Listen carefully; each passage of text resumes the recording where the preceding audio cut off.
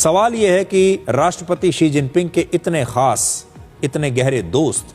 इस जनरल पर परमाणु जानकारी लीक करने का आरोप कैसे लगा। तो 24 जनवरी को एक बंद कमरे में चीन की सेना के जो बड़े बड़े जनरल्स थे उनकी एक हाई लेवल मीटिंग हुई और वहीं पर पहली बार यह आरोप लगाया गया। इसके कुछ ही घंटों के बाद चीन के रक्षा मंत्रालय ने एक बयान जारी कर दिया जिसमें जनरल यूशिया पर राष्ट्रीय कानून और पार्टी के अनुशासन को तोड़ने का, इसका उल्लंघन करने का शक जताया गया और लियू जेनली के खिलाफ भी एक और जांच इस समय चल रही है। इससे पहले 19 जनवरी को चीन के राष्ट्रपति शी जिनपिंग ने चाइना नेशनल न्यूक्लियर कॉरपोरेशन के पूर्व जनरल मैनेजर के खिलाफ भी ऐसे ही जांच शुरू करवाई थी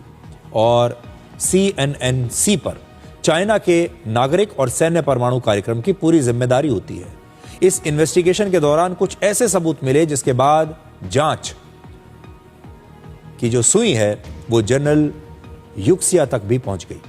और इस जनरल पर अमेरिका को परमाणु हथियारों की जानकारी लीक करने के अलावा 3 और बड़े आरोप लगाए गए हैं। पहला, चीन की सेना के लिए हथियारों की खरीद से जुड़ी गोपनीय जानकारी अमेरिका को दे दी गई। दूसरा, चीन की सेना में बड़े पदों के बदले रिश्वत ली गई, बड़े पदों पर जो अपॉइंटमेंट होती है उसके बदले रिश्वत खाई गई और सेना के अंदर गुटबाजी पैदा की गई। और तीसरा, चीन की कम्युनिस्ट पार्टी में फूट डालने की कोशिश का भी आरोप इन पर लगा है।